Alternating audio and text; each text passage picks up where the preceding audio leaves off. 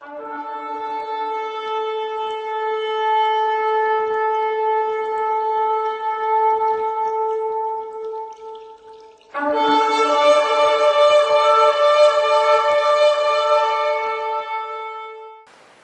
e paz.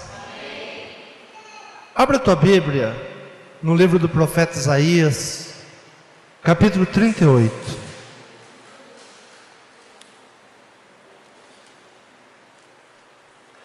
A doença de Ezequias e a sua cura maravilhosa. Profeta Isaías, capítulo 38. Naqueles dias, Ezequias adoeceu de uma enfermidade mortal. E veio a ele Isaías, filho de Amós, o profeta. Ele lhe disse: assim diz o Senhor, põe em ordem a tua casa, porque morrerás e não viverás. Amém? Se você recebesse uma palavra profética como esta, o que você faria na noite de hoje? Se um profeta chegasse para você e falasse, uma palavra vinda de Deus: põe a tua casa em ordem, porque morrerás e não viverás. O que você faria? Curva a sua cabeça. Faça uma reflexão. Se você recebesse essa palavra hoje, um profeta vindo de Deus chega para você e diz: põe em ordem a tua casa, porque morrerás e não viverás. Pense nesta palavra. O quão pesada ela seria se fosse você que estivesse nessa situação. O que você faria? Uma palavra que você vai morrer e que você deve se apressar em pôr a sua casa em ordem. Você já pensou sobre isso? Amém? Essa foi a palavra de um profeta, do profeta Isaías, a um rei chamado Ezequias. Um rei que tinha acabado de vencer uma grande guerra.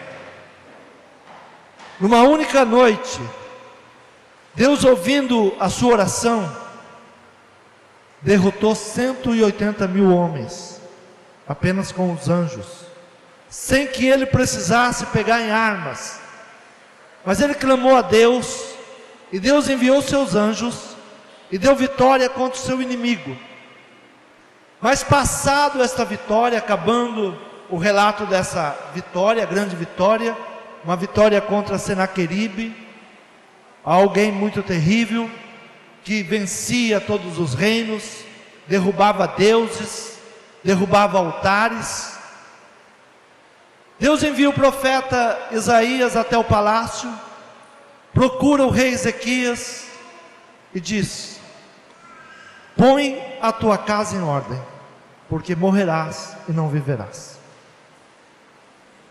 E a grande pergunta é: o que você faria hoje se recebesse essa palavra? Nós temos a síndrome da imortalidade. Nós vivemos como se nunca fôssemos morrer.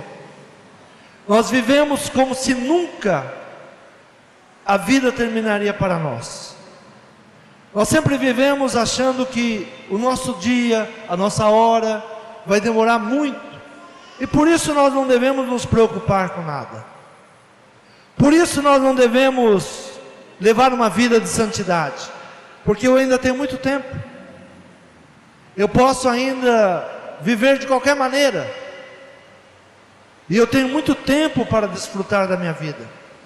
Quantas vezes ouvimos alguém falar: não, é muito novo. Hoje pela manhã minha filha me manda uma mensagem, ela trabalha no hospital, e ela pede oração dizendo: pai, acabou de entrar uma menina de 9 anos que tentou suicídio. Veja como o inimigo ele trabalha contra a vida das crianças até. Como ele tenta roubar a nossa vida. E o rei Ezequias, ouvindo tudo isso, ele vai para uma parede no seu palácio, e diz que ele orou ao Senhor, e disse: ah, Senhor, lembra-te, peço-te, de que andei diante de ti em verdade, e com o coração perfeito, e fiz o que era reto aos teus olhos. E chorou Ezequias muitíssimo.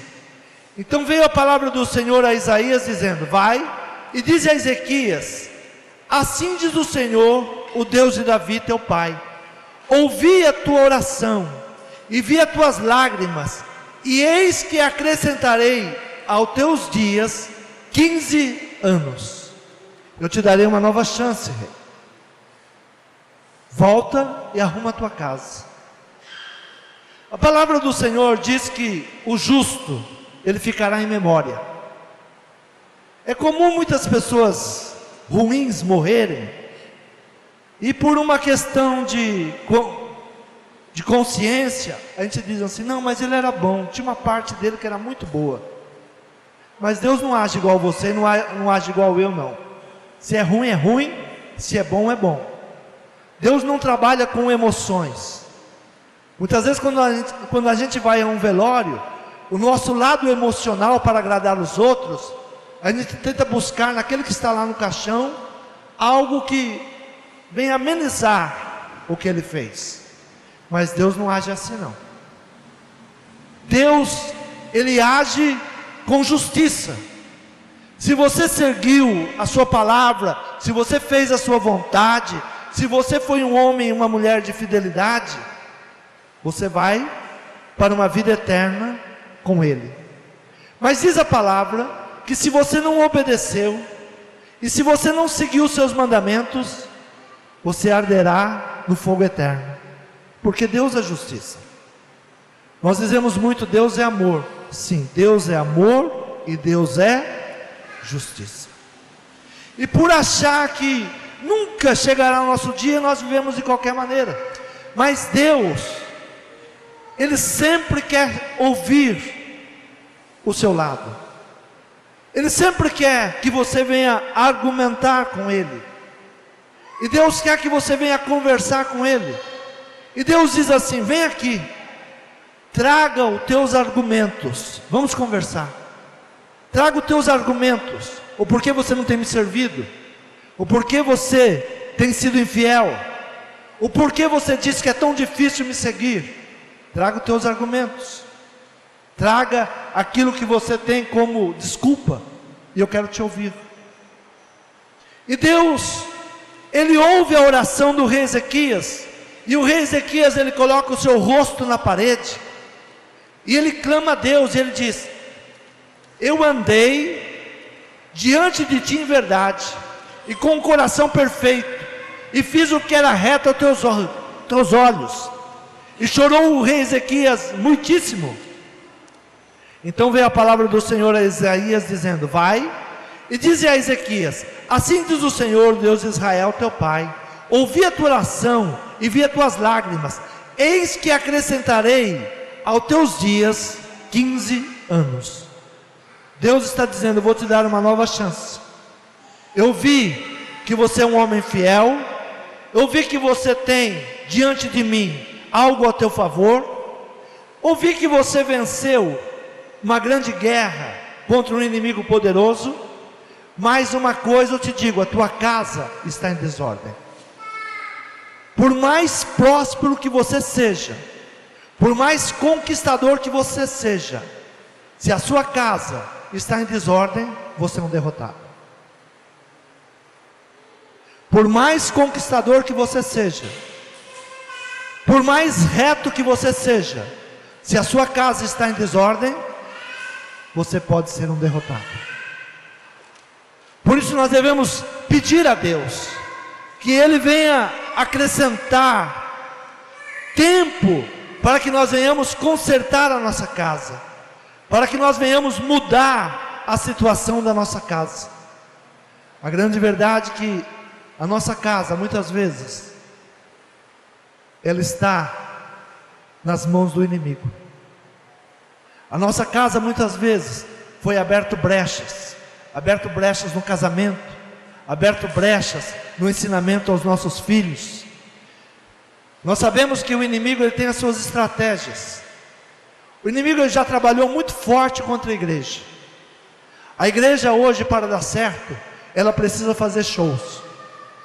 A igreja, para estar superlotada, ela precisa fazer shows. Sabe por quê? O povo está atrás de entretenimento. O povo está atrás de divertimento. O povo não está mais atrás da palavra de Deus. Está para que a sua alma ela possa ser apaziguada. Há tanta dor na alma, há tanta enfermidade na alma, que o povo está buscando um refrigério, um bálsamo para a sua alma, e não uma cura para o seu espírito. Por isso, as igrejas, para encher, hoje começam a usar de artifícios de shows.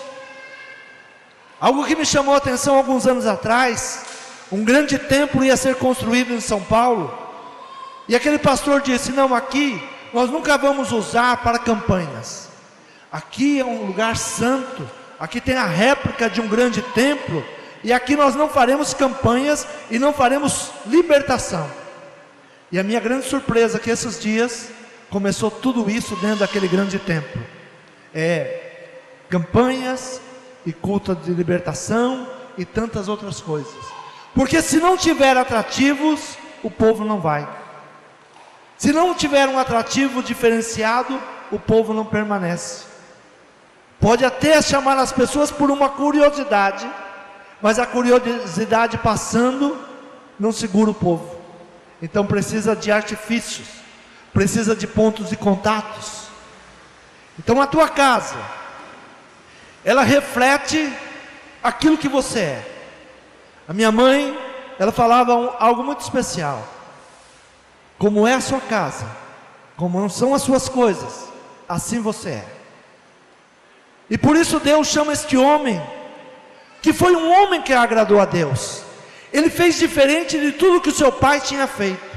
O seu pai foi um homem que não serviu a Deus, mas ele toma uma atitude diferenciada. Ele vai ter como exemplo Davi, e ele vai governar de uma maneira diferenciada. Ele traz o povo novamente à palavra da verdade. Ele ensina o povo a ser dizimista, ele ensina o povo a ser ofertante. E depois que ele ensina o povo a ser dizimista, o povo ser ofertante, a casa de Deus começou a ter muitos montões, que ele mesmo se admirou. Ele mesmo ficou impressionado e pergunta: que montões são estes?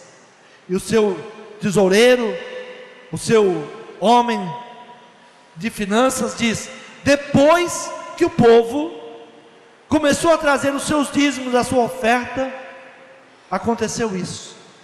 Hoje nós estamos muito prósperos. Hoje é sobejo. E ele tira a sua nação de uma miséria e coloca ela entre as maiores nações. Um dos mais poderosos foi derrotado numa guerra contra esse rei.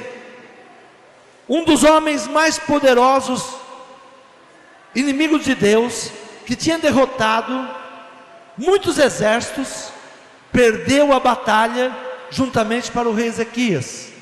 E ele agora é chamado por Deus, e Deus dá uma palavra: tem olhado a sua vida, tem olhado o seu reino, tem olhado as suas conquistas, e tem olhado a sua casa.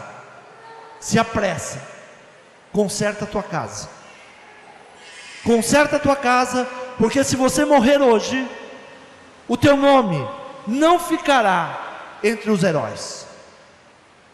E nós sabemos que um homem que tinha tudo para ser um grande profeta, tinha tudo para ser um grande juiz, e não foi, porque a sua casa estava em desordem. Ele tinha tudo para ser o maior juiz de Israel, um homem levantado por Deus, mas a sua casa, os seus filhos estavam em desordem. A sua casa se afastava de Deus, e Deus tira a sua governança.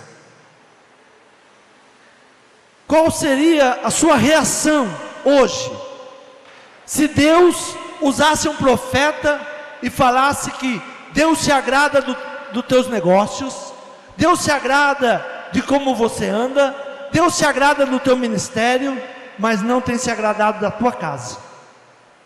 E ele diz: põe a tua casa em ordem rapidamente. Põe a tua casa em ordem. Qual seria a tua posição? O rei Ezequias, ele faz a melhor posição que qualquer homem pode fazer. Ele vai buscar a face de Deus. E ali ele se apresenta a Deus e faz Deus se lembrar dos seus passos. Você pode e deve fazer Deus se lembrar da sua vida. Você pode e deve fazer Deus lembrar o quanto você tem sido fiel. Você pode e deve lembrar a Deus de como você tem servido Ele. Quantos podem fazer isso? De verdade. Não diminuiu por quê? Quantos podem fazer isso? Todos nós podemos fazer isso, porque nós temos diante de Deus, porque nós temos buscado a Deus. Você está aqui esta noite porque no seu coração você decidiu buscar a Deus. Você está aqui esta noite porque você venceu todas as tentações e você quer entregar a Deus o melhor. Então você deve lembrar a Deus que você largou tudo para estar aqui esta noite, porque você quer estar diante da face dele. Então você deve chegar para Deus e falar com Deus sobre a sua casa. Você deve falar com Deus sobre a sua família. Você deve falar com Deus usando a sua palavra, as suas promessas. O rei Ezequias, ele lembra a Deus das suas promessas. O Salmo 133, ele diz assim: ó, quão bom e quão suave é que os irmãos vivam em união. É como óleo precioso sobre a cabeça que desce sobre a barba de Arão, e que desce a orla das suas vestes, como o orvalho do Hermon que desce sobre os montes de Sião, porque ali o Senhor ordena a bênção e a vida para sempre. Ó, quão bom e quão suave é que os irmãos vivam em unidade. Buscar a Deus, buscar nessa promessa. Israel, eles não são diferentes de você ou de mim. Há momentos de fraqueza em Israel. Há momentos que o povo de Deus, ele se sente muito fraco. Há momentos que a busca por Deus tem se tornado fraca. Mas Deus é fiel. Diga, Deus é fiel. Eu sempre digo alguns testemunhos. Eu fui em Israel e vi que ficou 11 meses sem chuva em Israel. Mas olhava pelos campos, havia flores, havia frutos, o campo estava verde, e o guia disse: faz 11 meses que não chove. Aí eu fui entender essa passagem. Quando subimos ao Monte Hermon, quando fomos na beira do Monte Hermon, ali a nascente do Rio Jordão, e em cima do Monte Hermon há gelo, é um frio intenso, e se forma camadas de gelo, e quando vem o vento e bate naquele gelo, é derramado sobre todo Israel uma névoa, e mesmo em tempo de seca, a terra dá frutos. Mesmo que você esteja vivendo em tempo de seca, o Senhor fará você dar frutos. O Senhor é misericordioso, o Senhor é bondoso, o Senhor não se alegrará nunca com a morte do ímpio. O Senhor sempre dará uma nova oportunidade. O Senhor sempre te dará uma oportunidade de mudança, para que você venha mudar a situação da sua casa, para que você venha mudar a situação da sua família, para que você venha mudar a situação que você esteja vivendo. Quantos querem viver recebendo uma névoa sobre sua casa? Salmo 128 diz: aquele que teme a Deus será abençoado na sua família. Quem é que será abençoado na sua família? Aquele que teme a Deus. Diga: aquele que teme a Deus. Salmo 128. Aquele que teme a Deus será abençoado na sua família. E diz: bem-aventurado aquele que teme ao Senhor e anda nos seus caminhos, pois comerás do trabalho das tuas mãos, feliz serás e te irá bem. Aquele que teme ao Senhor comerá do trabalho das suas mãos, feliz serás e te irá bem. Tudo vai bem, não importa a situação, não importa o que está acontecendo. Se você teme a Deus, se você crê em Deus, ainda que haja uma seca, Deus vai enviar a provisão. Ainda que não esteja chovendo, Deus vai mandar o seu orvalho. Ainda que é um tempo de sequidão, Deus vai mandar os mantimentos. Diga: todo aquele que teme a Deus. Versículo 3 diz assim: a tua mulher será como a videira frutífera ao lado da tua casa, os teus filhos como plantas de oliveira à roda da mesa. A tua mulher será como a videira frutífera. Sempre que a Bíblia fala de videira e frutífera, fala de uma mulher alegre. Nós estamos há poucos dias do Dia das Mulheres. Dia 8 é o Dia Internacional da Mulher. Quantos estão felizes? Quantas mulheres estão felizes? Pode diminuir. Quando eu perguntei quantas mulheres estão felizes, os homens se antecederam. Amém. Não, agora eu perguntei para as mulheres: quantas mulheres estão felizes? Amém. Porque é o Dia da Mulher.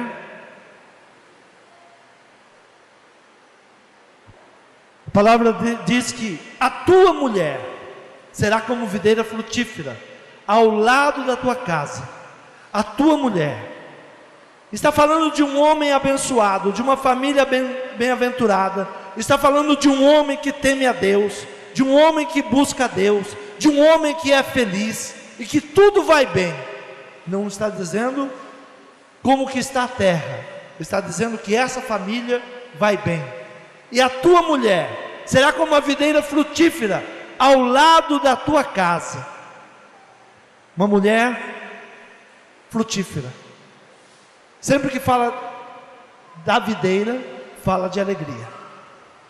O vinho traz alegria. A videira traz alegria.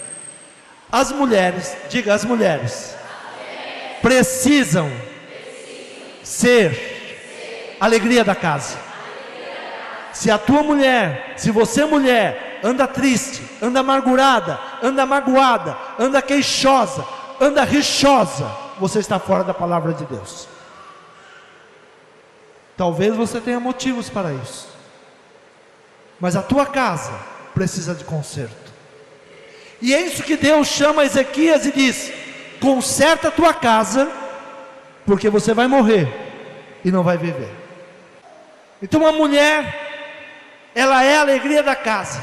Se a mulher está triste, se a mulher está magoada, se a mulher está rancorosa, a sua casa não tem alegria. Você é a responsável pela alegria da sua casa. Se você é uma mulher que se queixa de tudo, se você é uma mulher que não traz alegria ao coração do teu marido, se você é uma mulher que não traz esperança, não traz fé, se você é uma mulher que não crê no poder de Deus, a tua casa está enferma. Se você tem motivos para se queixar, para chorar, se você tem motivos para estar queixosa, a tua casa está enferma.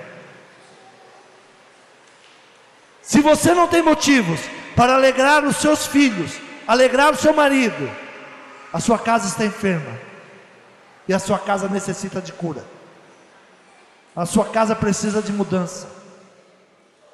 E se você partir hoje, você não ficará na memória. Se você partir hoje, você será esquecida.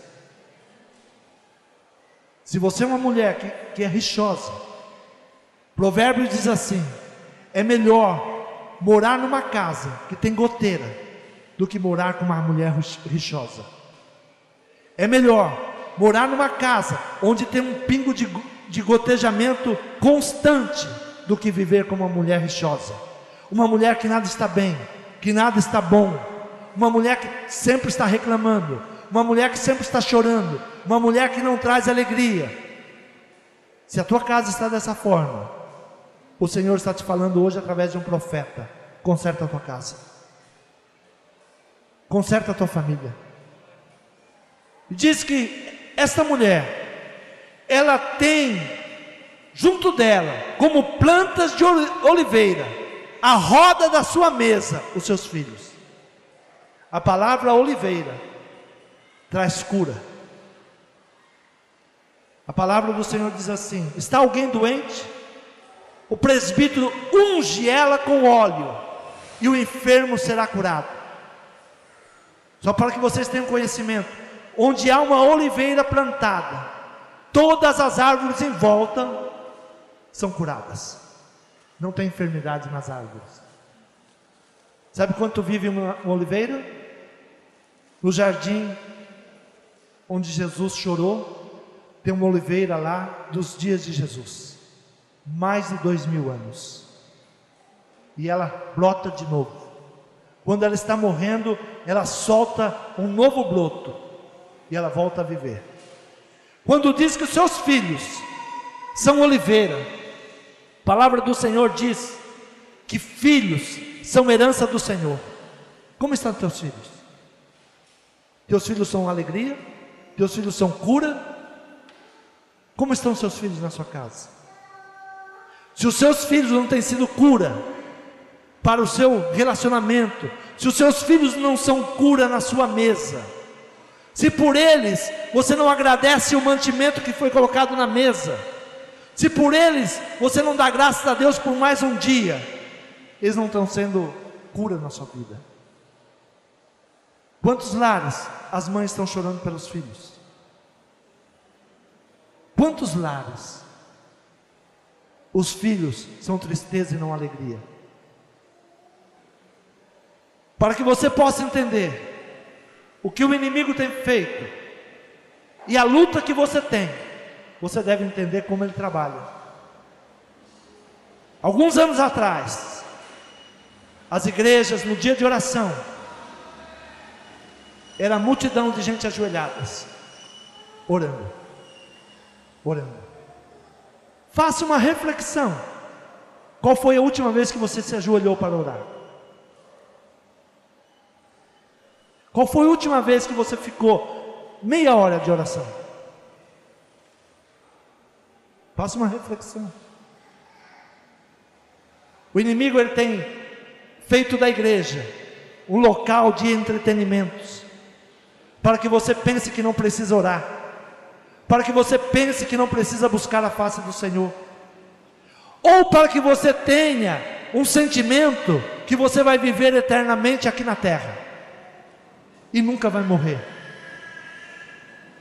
Quando a palavra vem ao rei Ezequias dizendo: conserta a tua casa, porque você vai morrer, a primeira coisa que ele faz, o que é? Ele era um homem de oração. Ele não buscou os médicos. Hoje é impressionante como as pessoas dizem assim: pastor, eu não vim no culto porque eu estava doente. A igreja hoje é diferente, porque eu lembro do meu irmão que teve paralisia infantil, e o primeiro lugar que minha mãe levou ele foi na igreja. Ele recebeu a cura na igreja. Mas hoje as pessoas não vêm à igreja porque estão doentes. Hoje as pessoas não procuram o presbítero e peçam assim: me unja porque eu estou doente. Mas a Bíblia diz que deve fazer isso. Nós estamos num tempo de entretenimento, onde a igreja se tornou um lugar para que eu vá me divertir, e não para que eu vá buscar a face do Senhor e mudar a situação da minha casa. Como está a tua casa? Como está a tua mulher? Tua mulher é uma mulher rixosa? Reclama de tudo? Não ora mais? Não crê num Deus que muda situações? A tua casa está enferma. Os teus filhos não são cura para a sua família? Quando os seus filhos chegam em casa, ao invés de alegria, vocês têm tristeza? Pense sobre isso. Nós estamos vivendo dias que nós precisamos buscar a palavra de Deus. A tua mulher será como a videira frutífera ao lado da tua casa, os teus filhos como planta de oliveira à roda da tua mesa. Bom, por falar em mesa, quanto tempo faz que a tua família não senta numa mesa?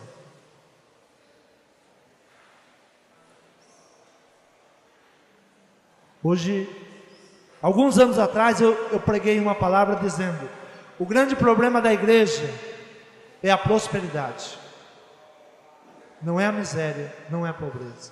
O grande problema da igreja é prosperidade. Quando o povo se tornar próspero, se esquece de Deus. Quando o povo tem carros e pode ir ao shopping, entre vir à igreja e ir ao shopping, ele opta pelo shopping. Eu sei que não é o caso de vocês. Como está a nossa casa? E eis que assim será abençoado o homem que teme ao Senhor. Agora eu vou falar para os homens. Cadê os homens que estão aqui hoje? Tua casa está desse jeito? Tua casa está abençoada? Tua mulher é uma mulher alegre, uma mulher de muita alegria? A tua casa está numa alegria só? Quando você chega na sua casa só existe alegria? Os teus filhos estão sentados à roda da mesa e eles são oliveiras? Se a tua casa não está assim, homem, conserta ela, porque você vai morrer. Se a tua casa não está desse jeito, porque diz que o homem que teme ao Senhor, a sua casa é desse jeito. Eis que assim será abençoado o homem que teme ao Senhor. Eis que é assim. A mulher é uma mulher de alegria, os filhos são oliveiras e estão sentados na mesa, e tudo na mesa é alegria. Sua casa está assim? Se não está, o Senhor está te dando uma nova chance para você consertar a sua casa. Se a tua casa não está dentro desta palavra, se a minha casa não está dentro dessa palavra, Deus vai nos dar uma nova chance para que nós venhamos mudar a nossa casa. O Senhor te abençoará desde Sião, e tu verás o bem de Jerusalém em todos os dias da tua vida, e verás os filhos de teus filhos, e a paz sobre Israel. Assim diz o Senhor. É tempo de consertarmos a nossa casa. Falei sobre mesa. Hoje é muito comum cada um fazer um prato e ir para a frente da televisão. Eu sei que na casa de vocês não é assim, né? É assim? Cada um tem uma televisão no quarto e o povo não senta mais junto. Um porque é a hora do futebol e ele quer assistir o futebol. Outro porque é a hora da novela e ele quer assistir a novela.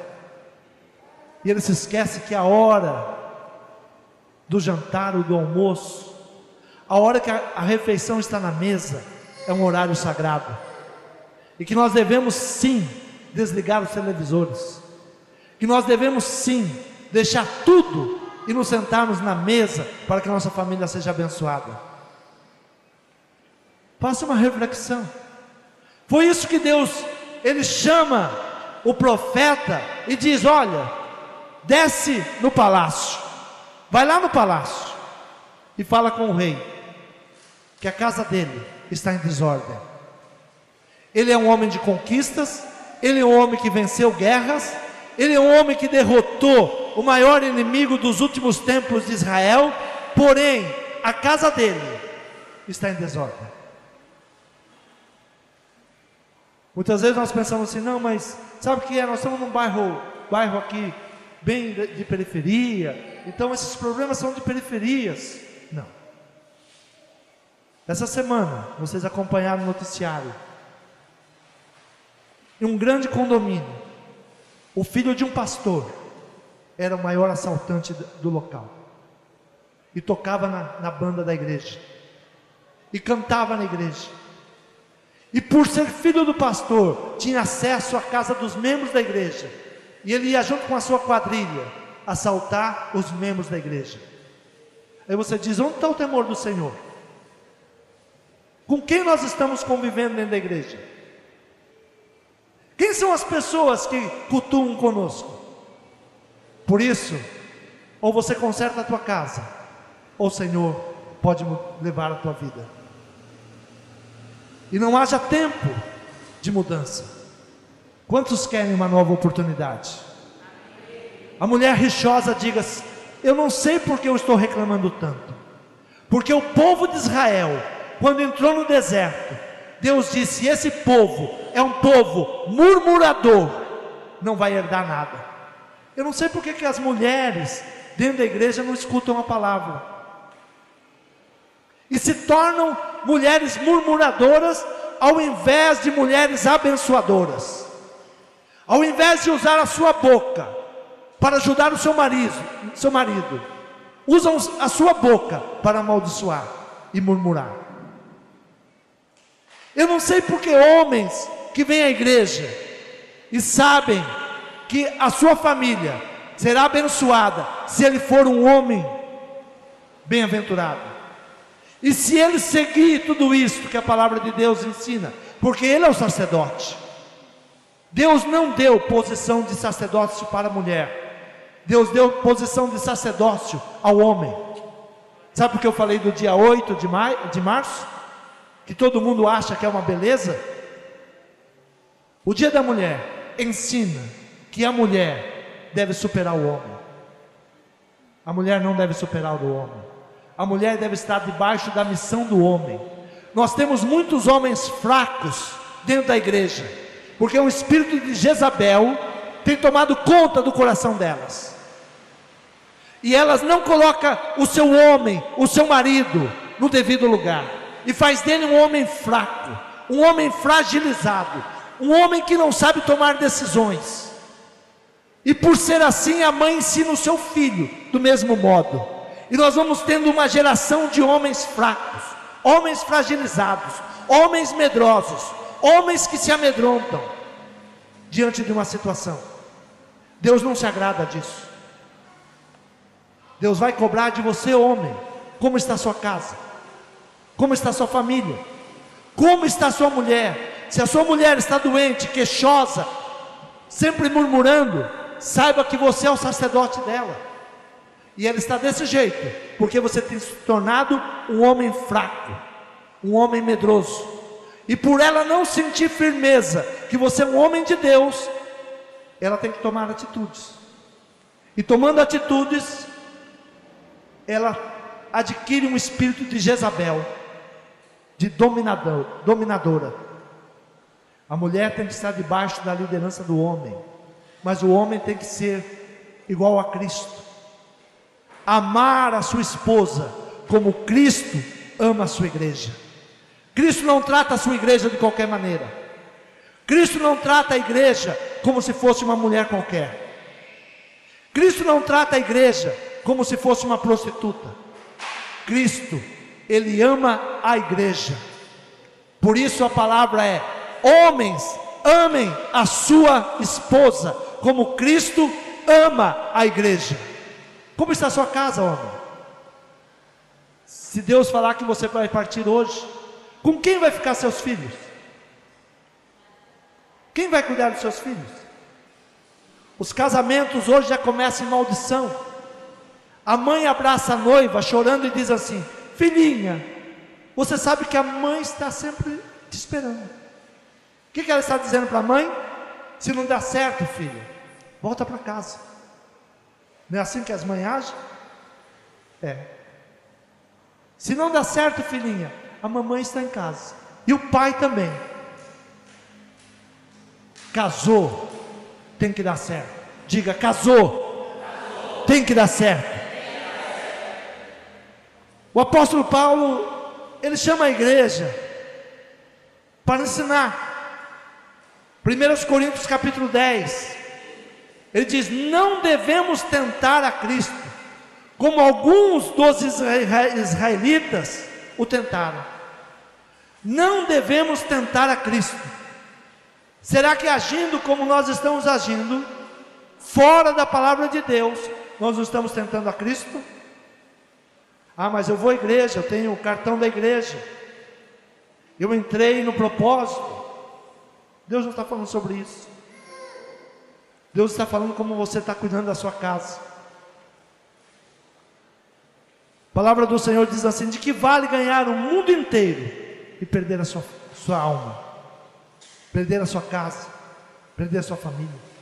Quando você chegar diante de Deus, o que Ele vai perguntar? Onde estão os frutos que eu te dei?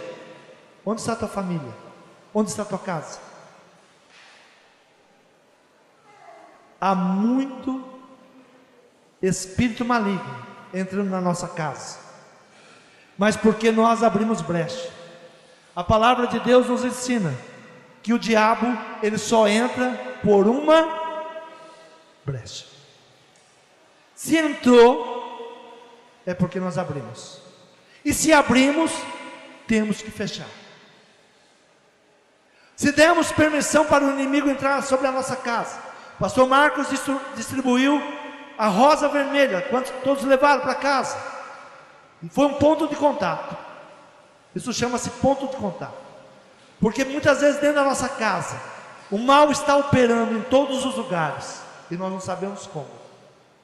E foi colocado ali uma rosa, que o pastor orou sobre ela, e colocou como um ponto de contato, e você trouxe ela para jogar no lixo. Na fé, nós sabemos que aquele mal que estava lá, está sendo retirado. Mas diz a palavra, que você permitindo, volta quantos? 7 vezes mais. 7 vezes mais. Então fazer ponto de contato, sem sabedoria, você só vai aumentar a guerra. Se você não sabe o que está fazendo, pergunta ao teu pastor o que você está fazendo, e ouça quando ele está te ensinando. Não é mágica. A palavra de Deus não é feitiçaria. Não existe mágica de limpeza de casa. Não existe mágica de tirar capeta. A única maneira para você colocar o capeta fora da tua casa é se posicionando com Deus. Quantos querem se posicionar com Deus? O apóstolo Paulo, ele diz assim, capítulo 10, 1 Coríntios capítulo 10. Ora, irmãos, não quero que ignoreis, não quero que você ignore, que você não saiba das coisas. O grande problema hoje é que as igrejas te levam a fazer um monte de corrente e não te ensina. E muita gente entra nas correntes sem ter conhecimento. O apóstolo Paulo, ele tinha essa preocupação: não quero que vocês sejam ignorantes, não quero que vocês não venham viver a verdadeira palavra. Que nossos pais estiveram debaixo da nuvem, e todos passaram pelo mar, todos foram batizados em Moisés, na nuvem e no mar, todos comeram de um mesmo manjar espiritual, beberam todos de uma mesma bebida espiritual, porque bebiam da pedra espiritual que os seguia, e a pedra era Cristo. Mas Deus não se agradou da maior parte deles, pelo que foram prostrados no deserto, e essas coisas foram nos feitas em figura, para que não cobicemos as coisas más, como eles cobiçaram. Não vos façais, pois, idólatras, como algum deles, conforme está escrito: o povo se assentou a comer e a beber, e levantou-se para folgar. E não nos prostituamos, como algum deles fizeram, e caíram no único dia 23.000. E não tentemos a Cristo, como algum deles também tentaram, e pereceram pelas serpentes. Não murmureis, diga, não murmureis, como também algum deles murmuraram e pereceram pelo destruidor. Ora, tudo isso lhes sobreveio como figura, e estão escritas para aviso nosso. Diga, tudo isso é para me avisar. Aquele, pois, que cuida estar em pé, olhe para que não caia. Não veio sobre vós tentação, senão humana, mas fiel é Deus, que vos não deixará tentar acima do que podeis. Antes, com a tentação, também dará o escape, para que possais suportar. Tudo que você tem sofrido, você pode suportar e pode vencer. Tudo que vem vindo contra a sua casa, você tem que se posicionar. Agora, se você decidir ficar na murmuração, se você decidir que deve ser uma pessoa queixosa, você nunca será alegria para a sua casa. Se você decidir que você deve ser uma mulher infeliz, cheia de mágoa, cheia de rancor e ressentimento, a tua casa nunca vai experimentar alegria. A cobrança é para as mulheres. A mulher é a alegria da casa. Quantas mulheres perderam a sua casa, perderam sua família, por falta de sabedoria? Quantas mulheres entregaram seus maridos a espíritos malignos, a espírito de prostituição, a espírito de engano, porque eram mulheres queixosas? E quantos maridos entregaram as suas mulheres à mágoa, ao ressentimento, porque se tornaram homens brutos e não como Cristo? Nunca deu o amor suficiente para a mulher. E quantos filhos, ao invés de cura, trouxe doença na sua casa? Os seus filhos devem ser como a oliveira. Mas o que você quer daqui a 10 anos, comece a cuidar hoje. O que você quer que seu filho seja daqui a 20 anos, comece a cuidar hoje. É muito interessante como nós, evangélicos, nós ouvimos muitas coisas, somos ministrados e achamos que é uma boa. Nós não queremos ensinar o nosso filho a ser crente. Nós não queremos forçar o nosso filho a vir à igreja. E para aliviar a nossa consciência, as igrejas colocam um lugarzinho para os filhos brincarem na hora do culto. O lugarzinho para a criança brincar é até 5 anos no máximo. Tem criança com 14, 15 anos não quer descer lá de cima porque não sabe o que é o culto. Sabe por quê? Nós não queremos ensinar os nossos filhos na verdade. E não ensinando ele na verdade, ele nunca vai estar preparado para o culto da igreja. Ele nunca vai aguentar um culto, porque ele não sabe o que é. Aí ele acha que igreja é brincadeira. Ele acha que vir à igreja é comer um lanche, beber um suco. Ele não sabe o que é. Esses dias eu postei uma figura de uma criança de 5 anos, judia, no muro das lamentações, orando pelo seu país, clamando diante do muro, para que Deus tivesse misericórdia de Israel. Quantas crianças você já viu orar? O seu filho já sabe orar? Aí nós falamos assim, não, ele é muito criança ainda. Quando ele tiver 14, 15 anos, ele vai decidir o que vai fazer. Sabe o que o governo está preparando? Que o teu filho seja ensinado que não existe nem homem e nem mulher, existe gêneros. É isso que ele vai aprender na escola hoje. Você está preparado contra esse ensinamento que teu filho vai receber nas escolas? Você tem se preparado para ensinar a Bíblia para ele? Uma criança com 5 anos em Israel já lê a Torá, começa a ser ensinado na Torá. Jesus com 12 anos estava discutindo com os sábios do templo. Quantas crianças aqui com 12 anos já pode vir falar comigo, pastor?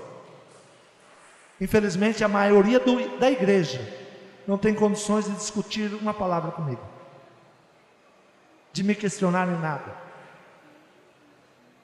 São enganados por falsas religiões, porque não tem conhecimento. Jesus com 12 anos, ele estava conversando com os sábios da época. e os sábios ficando admirados da sabedoria dele. Mas você com um filho de 8, 9 anos, você está pensando assim, quando ele tiver 15 anos ele vai decidir o que vai fazer. Aí ele vai decidir se ele é crente, se ele é evangélico, se ele é espírita. O mundo já decidiu por ele, irmão.